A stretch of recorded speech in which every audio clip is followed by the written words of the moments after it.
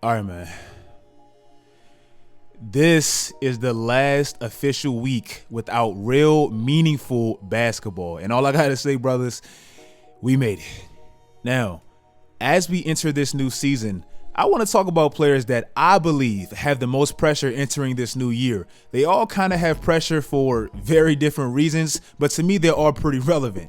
The reason I absolutely love a brand new season is because everything is brand new. We have whole new stats, whole new storylines, whole new players doing different stuff, and the past doesn't matter as much. Everything is updated. And speaking of stuff being always updated, this is a great way to shout out today's video sponsor, always updating and improving their products, Manscaped. Today, I want to put you guys on with one pretty new product and one brand new product that I know you guys would love if you actually tried it. Their new and improved Lawnmower 4.0, it's really changing the game. I don't really ever have to worry about the annoying after effects of shaving, really because of this one specific tool. Just like the 3.0, it's made with skin-safe technology, so you don't have to worry about those painful nicks and cuts that you always find out about at the wrong times. Also, it's a lot easier to travel with as they now implemented a brand new travel lock feature.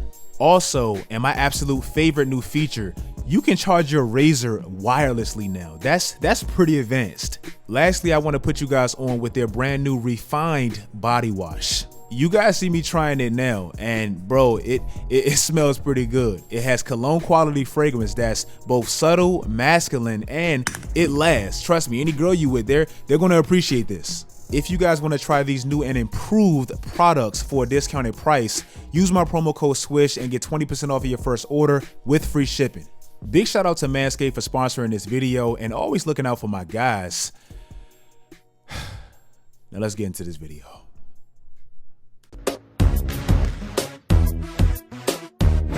You set any goals for your rookie year? Yeah, I got big goals for myself. What's that? Rookie of the year, winning MVP. Like the league MVP? Yeah, coming in. All right. Markelle Fultz is one that it pains me to put on here, but I definitely think is legitimate. Ever since Markelle came out of Washington, his career has pretty much been one big ass roller coaster.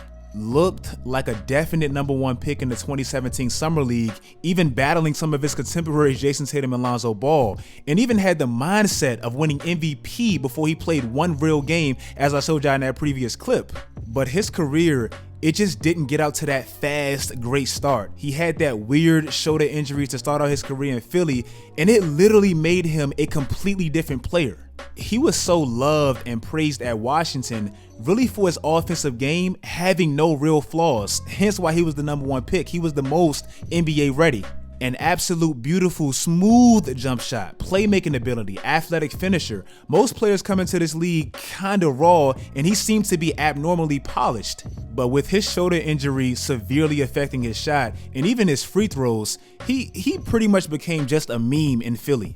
Now, I always say this, Markelle got extremely lucky because the spotlight really didn't shine on him too much at the time as a #1 pick.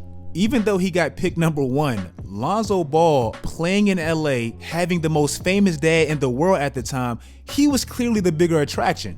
Also, he wasn't even the only #1 pick rookie with a glaring deficiency in his game at the time, so that obviously took some heat off him. And bringing it up to now, Markelle just got paid a pretty good contract with really a lack of consistent evidence that proves he's worthy right now. And the biggest reason I feel like he's facing even more pressure this season, excluding contractual reasons and all that, he now shares a young, crowded backcourt. He's no longer the sole young, promising #1 pick with just DJ Augustine challenging him for that spot.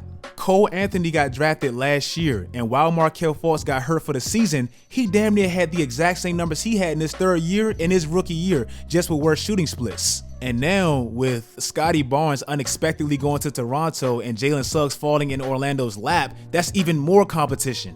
So now with Markelle, he has to prove this year that he's worthy of being that franchise guard that he was drafted to be. If not, it's competition, so it's going to be tough.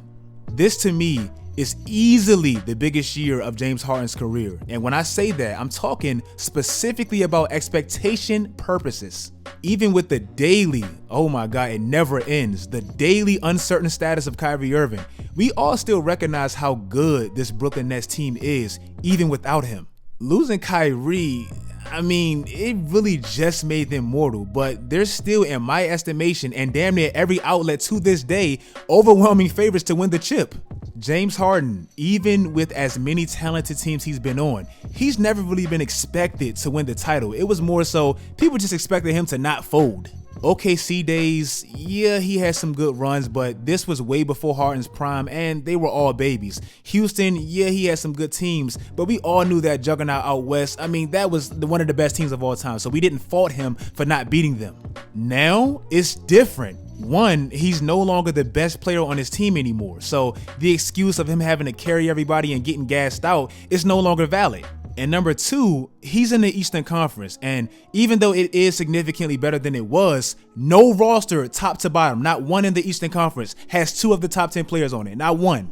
And lastly, for Harden, we gave him an excuse last year because we know he was battling injuries in the playoffs and all that stuff, but he still was a dumpster fire in Milwaukee. Like, it was bad against them. At times, and I know he was just trying to be a decoy for the team, and I respect him for that, but at times, he was literally holding Brooklyn and Steve Nash in them back, and his numbers were clearly underwhelming. So all that, paired with the fact that he is on the last year of his contract, and he is kind of running out of time because he just turned 32, and the history of his playoffs and all that, it's some real pressure on James Harden this year. Next, and this one is just obvious, Russell Westbrook. Now, I said this in my bold prediction video, and I stand by this. I'm not going to be too hard on the Lakers early because I expect there's going to be severe growing pains. Like, it's just going to be. In that video, I detailed LeBron has a true history of his new team struggling, and now you pair that with Russell Westbrook, who also has a history of new teams struggling, it's going to get ugly. In 2017, with Paul George and Carmelo joining Russ, it took them 30 games just to figure it out. 30 games just to reach 500. That's a third of the season. So I expect early hurdles, and what they put out for the first 25 games of the season, that's not the finished product, and I truly believe that. But for Russell Westbrook, and I'm not trying to be disrespectful, this is just the truth. So Russell Westbrook fanboys, y'all can miss me with that. He's trying to not make his legacy look even worse in the biggest moments. I always say this, and I think I'm going to say this until they both retire. The more stars Russell Westbrook plays with and either fails prematurely in the playoffs or completely, it just continues to hurt his legacy while enhancing KD's. A young, not even in his prime yet KD was able to make 5 Western Conference Finals and an NBA Finals with Russell Westbrook in the Western Conference back when the West was really the West. Since then, and bro, this is just the facts, argue the facts, Russell hasn't even been close to a conference finals, and that divorce, bro, it's creeping up on a decade now. We 5-6 years in now. Since that divorce, Russ has pretty much been the player that most people thought Kevin Durant left because an extremely gifted player that fills up the stat sheet better than anyone, yet his game doesn't really translate in the playoffs. Bringing it up to now with the Lakers and this season, out of all 3 stars, Russ is the one that has to alter his game the absolute most. He's the one that has to adjust and accept a bigger, better presence that runs the offense way better than he ever did. He's the one that has to not be the worst 3-point shooter in the league that actually shoots threes. He's the one that has to not flame out in the playoffs. Out of everything on his team, everything makes perfect sense outside of Russell Westbrook, so he has to make the biggest adjustment. Next, I have to say Michael Porter Jr. And man, I love me some MPJ. Even though at times I always felt like he's a bit of an outlier in that Nuggets system, his talent is just undeniable. Playing with a ball-dominant center in a very unorthodox offense, I mean, your center runs your offense, that's extremely weird, and playing with Jamal Murray, who shot 17 times a game last year, MPJ still dominated, and he did it on KD levels of efficiency. Now, there's only 2 real reasons that I feel like he has real pressure this year. Number 1, there's no Jamal Murray. With him not being there for likely the majority of the season, MPJ is going to be expected to get even better and fill those shoes. I actually think they have the potential to be extremely dangerous for the 2023 season because, bro, MPJ, he's better than Jamal Murray, and with no Jamal this year, creating more opportunities and space for MPJ to grow even more, when Jamal comes back, that can possibly be a top 3 trio. The other reason I feel like MPJ is going to have severe pressure on him this year, bro, he just got paid like a massive superstar. And he even said he don't even feel like he deserves that contract, and that's true. We all know it's a projection-based contract, and I think he's going to live up to it, but this year specifically, he has to start doing it. Ben Simmons' status is really one big-ass question mark right now, and I still feel like he got pressure.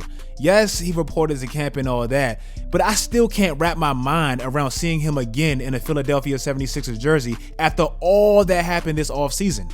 If he actually plays with them after Doc Rivers' comments after Game 7, Joel Embiid's comments after Game 7, Joel Embiid's comments recently, and even Danny Green, bro, he even sounded a little harsh recently, bro.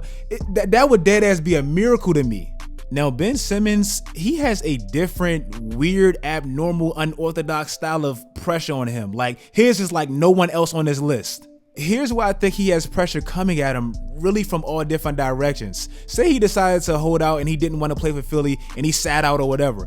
Then he's going to be pressured to come back so he doesn't miss out on millions of dollars worth of game checks. Say he actually does play with Philly this year. Literally every single game is going to be an audition with Philly. Every single one.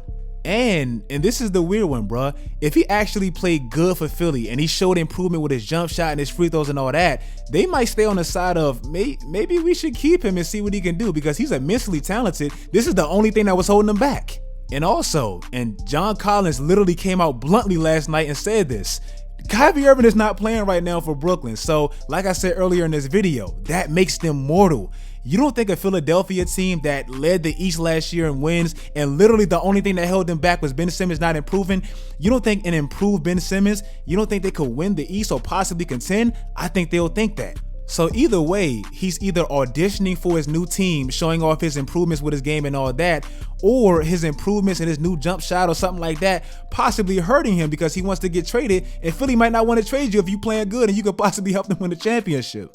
Remember, through all of this, Ben Simmons is still under contract with the Philadelphia 76ers for 4 more years. They shouldn't be forced to do anything. So it's a tough situation, and I think Ben Simmons has some real pressure. And lastly, but certainly not least, because I feel like he faces the most, at least financially, Victor Oladipo. My guy Aki, he just tweeted this, but honestly, bro, I've been saying this. Everyone laughed at Dennis Schroeder for allegedly turning down that Lakers contract for damn near a vet minimum with Boston and all that. But what about Oladipo? His is way worse. This man got injured and turned down a $100 million contract. Bro, that's generational wealth. And once you get injured in this league, you typically don't get contracts like that thrown your way. Ask Boogie, he was way better than Vic, and he never got that back.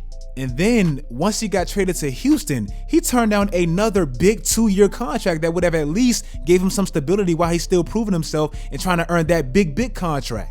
All of that, he did all of that reportedly because he really wanted to go to Miami. And once he got there, they barely can even afford him. That team is so financially tied to all their players, like 4 or 5 big contracts, they really can't afford to give Victor Oladipo another one. Last year, like I said, bro, he just didn't have no luck. He turned down 2 solid contracts, got traded twice, got to the team that he wanted to get to, and then got injured. This resulted in him having to take a vet minimum if he wanted to stay in Miami at least, and now they basically paid everybody. So now with really limited opportunities, because they're pretty top heavy at his position, bro, with Tyler Hero, Duncan Robinson, Butler, Kyle Lowry, like they have players.